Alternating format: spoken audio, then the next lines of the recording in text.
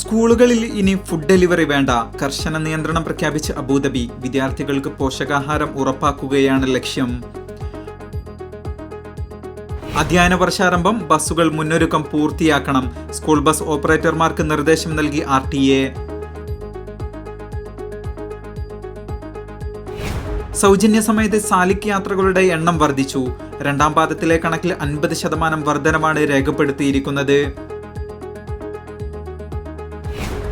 കുട്ടിയുടെ ക്ഷേമത്തിനാണ് മുൻഗണന നൽകേണ്ടത്. കുട്ടിയുടെ സംരക്ഷണാവകാശ കേസിൽ പിതാവിന് അനുകൂലമായി വിധിച്ച് ദുബൈ കോടതി.